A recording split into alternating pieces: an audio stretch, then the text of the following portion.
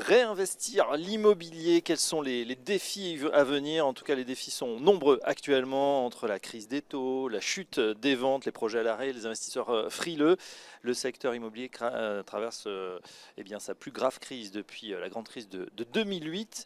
Pour nous parler peut-être de l'après-crise et surtout des défis à venir pour réinvestir et réinventer l'immobilier, on est en compagnie de trois experts. Marc Bertrand, bonjour. Vous êtes président du directoire de Prime Reim France, bienvenue à vous. À vos côtés, Romain Ferré, bonjour Romain. Bonjour Fabrice. Directeur de la promotion chez Novaxia, spécialiste du recyclage urbain, on va parler dans un instant. Et Philippe Depoux, bonjour. Philippe, vous êtes président de la française REM. Voilà, Real Estate Management. Bienvenue à vous. On démarre justement avec un des plus grands défis, peut-être avec ces 6 millions de mètres carrés vacants en Ile-de-France, Romain Ferré. C'est le recyclage urbain. Que va-t-on faire de, j'allais dire, ces tonnes de bureaux, plutôt ces millions de mètres carrés de bureaux vacants? Alors Fabrice, d'abord, dans toute crise, il y a des opportunités. Et nous, en fait, l'opportunité du recyclage urbain, il se conjugue à différents points. Un, la pénurie de logement, et surtout en Ile-de-France, très importante. Deux, vous l'avez souligné, une vacance importante, 6 millions de mètres carrés en première couronne de bureaux vacants. Ces bureaux, qu'est-ce qu'ils ont? Ils sont obsolètes et cumulent un certain nombre de défauts techniques. Et notre activité numéro 1, c'est de proposer aux collectivités de transformer ces immeubles de bureaux en logements. Oui, pas toujours évident puisque évidemment il y a un coût du foncier et les opérateurs, les investisseurs ou les occupants ne sont pas prêts à lâcher ces mètres carrés entre guillemets ou à consentir un rabais certain. Alors, il est vrai, on en discutait tout à l'heure. Aujourd'hui, il y a un effet psychologique qu'il faut passer sur cette vacance et aussi sur la valeur d'expertise qui est souvent faite sur ces actifs. La valeur d'expertise ne tenant pas compte pour le moment de la vacance. Malgré cela, certains grands propriétaires arrivent à nous confier leurs immeubles et à les convertir. Et un point important sur la reconversion, c'est que nous, côté Novaxia, on gère un peu plus de 2 milliards d'actifs sous gestion, ce qui représente 25 000 logements en cours de création à venir et futur. On assume totalement un point très important, c'est la déconstruction. Aujourd'hui, les actifs de bureaux qui sont sur des trames de 21 mètres ne répondent pas à la commande de l'usage de logement. Donc nous, on assume totalement la déconstruction pour pouvoir reconstruire du logement avec un usage plus structurant. Ouais, on va voir les freins dans un instant et comment vous les surmontez. Philippe Depoux, justement, pour vous, quels sont les principaux défis actuels? Dieu sait s'ils sont nombreux en ce moment. Alors, à la française, donc, nous sommes un gestionnaire d'actifs et nous avons un portefeuille, on va dire, d'une trentaine de milliards d'euros. Et dans ce portefeuille, on a à peu près 60% de bureaux, donc des bureaux qu'on appelle corps. Donc, les défis du moment, c'est de faire face à ce bureau bashing qui existe aujourd'hui. Qu'est-ce que j'appelle le bureau bashing? C'est un certain désintérêt des bureaux de la part des investisseurs. Pourquoi désintérêt? Parce que télétravail a généré du flex office et donc moins de consommation de bureaux. Oui. Le coût du verdissement des actifs de bureaux est assez important. Et donc les investisseurs et les occupants, on va dire, il y a moins de consommation de bureaux et les investisseurs s'y intéressent moins. Et donc nous revendiquons cette spécificité d'être un spécialiste du bureau. Et donc, même si 40% du patrimoine, c'est tout de même une somme, et on gère bien d'autres typologies d'actifs, mais pour parler que des bureaux, on gère ce patrimoine en s'occupant plus que jamais, au travers de nos asset managers, de la gestion quotidienne des immeubles et de la relation aux locataires. Oui. Et on réenchante nos immeubles de bureaux pour donner envie aux locataires de revenir et de travailler dans les locaux, ce qui est en train de se passer. Ah, c'est vrai que c'est important de réenchanter, c'est toujours bien, et de les faire revenir, surtout parce qu'il y en a beaucoup qui s'étaient habitués finalement à rester chez eux, au moins venir. On nous a même prévenu, bon, comme c'est souvent le cas, la mort du bureau. Là, on a un sentiment de retour, en tout cas des salariés. C'est ce qu'on voit tendanciellement. Vous parliez des immeubles corps. Il n'y a pas tellement de soucis pour le QCA, le centre d'affaires de Paris. En revanche, pour la périphérie, comment on fait? Là, vous avez dû être impacté quand même pour ces bureaux qui sont moins attractifs. Alors, cela dit, statistiquement, très, très clairement, notre taux d'occupation des immeubles aujourd'hui, donc les locataires, taux d'occupation physique des immeubles est à 90%. Il s'est légèrement dégradé ces 6 derniers mois sous l'effet de la crise économique qu'on commence à quand même à voir poindre. Mais finalement, on a des immeubles qui sont plutôt occupés. Alors oui, j'ai en patrimoine tout de même, ça et là, une petite quinzaine d'immeubles, on va dire, un problème. Certes, il y a pas loin de 6 millions de mètres carrés vacants en Île-de-France, incluant Paris, mais tous ne sont pas jetés à la benne. Et donc, dans cette petite partie du patrimoine qui est concernée, soit on sait les transformer, on a plusieurs opérations en route sur le sujet, soit on viendra à un moment où, ça a été dit à l'instant, on le fera atterrir les valeurs définitivement et on passera la main à des spécialistes. On termine le tour de table avec vous, Marc Bertrand. Même constat, enfin, vous n'avez pas échappé, racontez-nous comment ça se passe chez Praemia. Alors, pour ce qui nous concerne, chez Praemia, on a à peu près 35 milliards d'euros d'actifs. Ce qui va nous distinguer de la française, une maison que je connais bien malgré tout, c'est qu'on ne va avoir, j'allais dire, qu'un tiers de bureaux. C'est-à-dire entre 30 et 35% de bureaux. Avec, je ne vais pas répéter ce qu'a dit Philippe, puisqu'on navigue sur le même sujet, comment réenchanter le bureau, comment le repositionner, comment être lucide sur certains sites et sortir d'autres, parce qu'on ne peut pas tout faire et qu'il faut faire des arbitrages pour pouvoir réinvestir à certains endroits. La plus grosse partie de nos actifs, c'est ce qui va nous distinguer, elle est sur les actifs de santé, sur l'immobilier de santé. Donc le court séjour, c'est les cliniques, le moyen séjour, c'est les soins de suite et puis les cliniques psychiatriques, et les longs séjours, c'est principalement ce qu'on appelle les EHPAD, les maisons de retraite. Voilà. Par contre, en termes de développement, en termes de défis, peut-être élaborer un tout petit peu sur ce dernier point, c'est le défi qui est devant nous, c'est vieillissement de la population, des besoins qui sont en croissance structurelle. On a besoin d'adapter l'outil de travail pour les cliniques. Le défi de la digitalisation, de l'ambulatoire, sont des défis énormes pour nos exploitants. On doit adapter les outils de travail, parfois sortir de certains sites, les aider, les accompagner. Nous sommes des financeurs de leur exploitation, d'une nature un peu spéciale, mais ils nous voient comme tels, et on doit les accompagner. Sur les EHPAD, sur les longs séjours, la contribution à la valeur ajoutée de l'immobilier est plus forte, mais c'est également un outil de travail pour un exploitant qui doit répondre aux besoins qualitatifs, aux besoins sociétaux, aux besoins. Oui. Voilà. Donc on doit. Notre objectif, c'est de nous développer, de continuer de développer cette activité-là, qui est très bien orientée, dans laquelle on a une position très forte.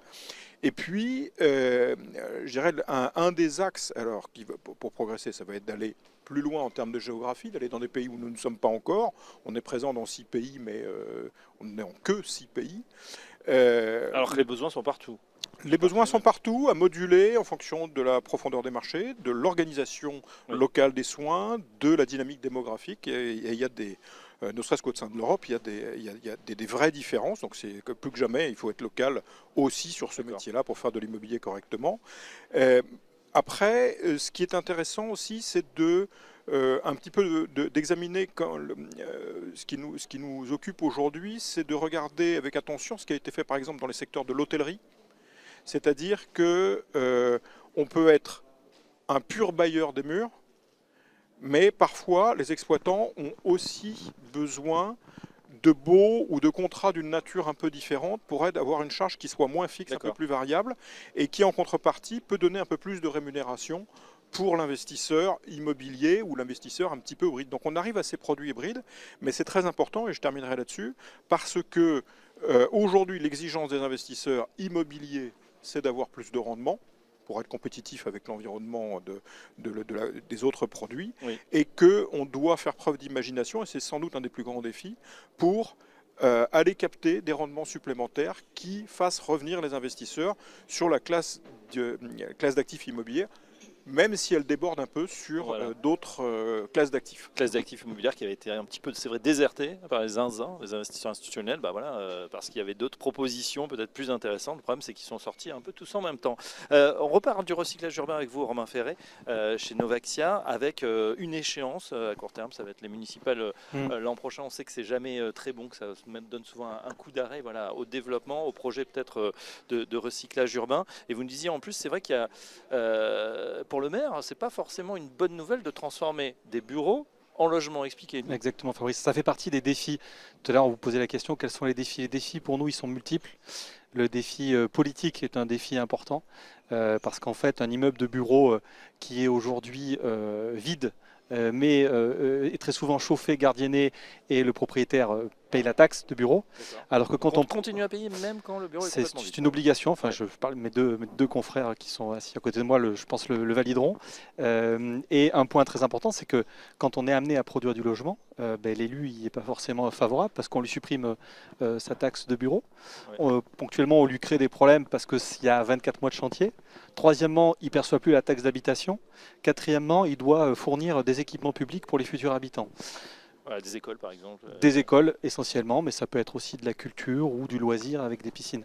Donc en fait, on a une responsabilité, on l'évoquait tout à l'heure lors de la table ronde, c'est de pouvoir participer en tant qu'opérateur privé au financement de ces équipements pour donner du sens et surtout accompagner l'élu dans cette démarche. Comment on les convainc les élus?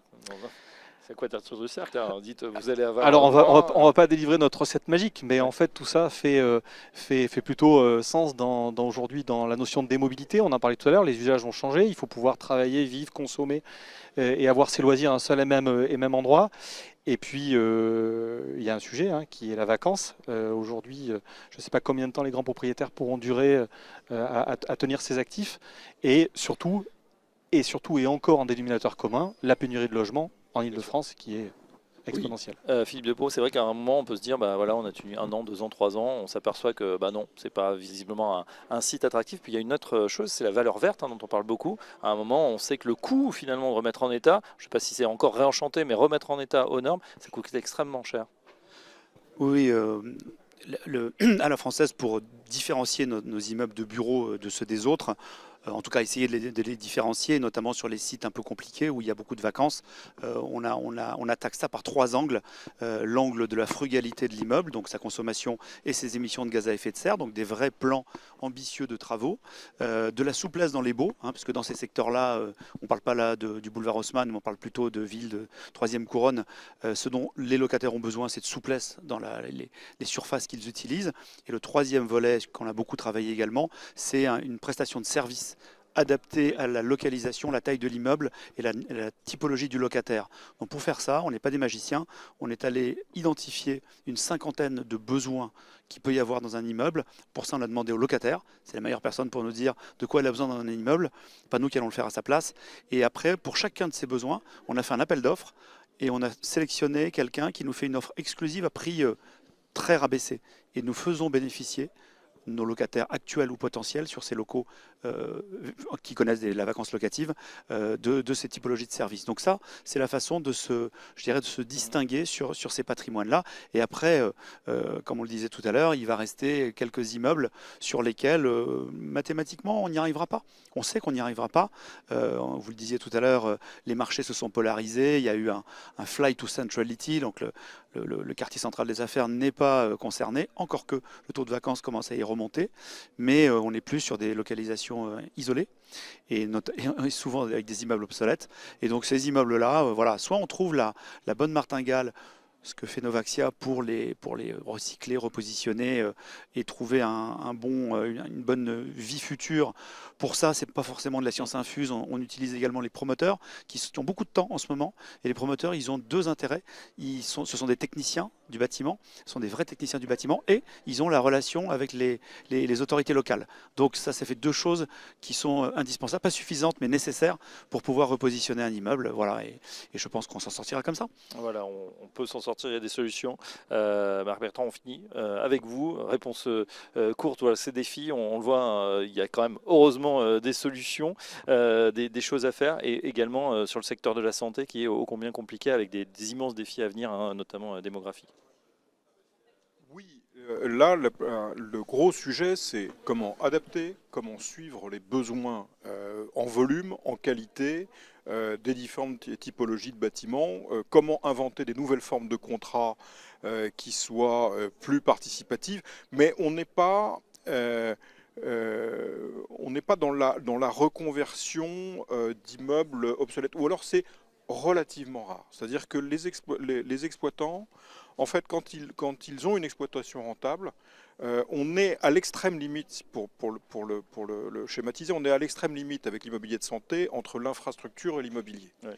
La principale qualité, par exemple, d'une clinique, c'est pas son emplacement au sens immobilier, parce que souvent aujourd'hui il est en périphérie d'une ville avec de la place autour, mais avoir de la place autour, comment dire, ça veut dire qu'il n'y a pas de rareté de terrain. Mais pour la clinique, c'est surtout le fait qu'elle va pouvoir s'agrandir et mettre Bien des sûr. nouvelles installations techniques. Donc on n'est pas, c'est une des choses que j'ai appris relativement récemment, c'est qu'il fallait un petit peu que je désapprenne mes réflexes immobiliers. C'est plus de emplacement, que- emplacement, que la- emplacement.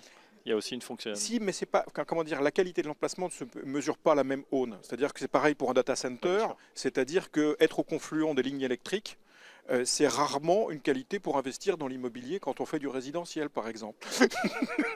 C'est vrai. Et inversement, Voilà. ben, on sait que les usagers, Mais évidemment, pourtant, quand ils on est à cet accepteront endroit-là, d'aller, de faire 3, 4, 5 km de plus, pas être dans l'hypercentre pour aller se faire soigner. oui, parce que et ça permet de développer horizontalement des plateaux techniques qui correspondent plus aux besoins des médecins qui sont derrière. Voilà, donc c'est passionnant. C'est passionnant en effet et on continue à en discuter sur cette antenne, sur Smartimo bien évidemment. Merci à nos 3 experts, Merci Marc beaucoup. Bertrand Merci Frémien, beaucoup. fille de poule à française et Romain Ferré de Novaxia. À très bientôt pour Merci un à nouveau tous. Smartimo.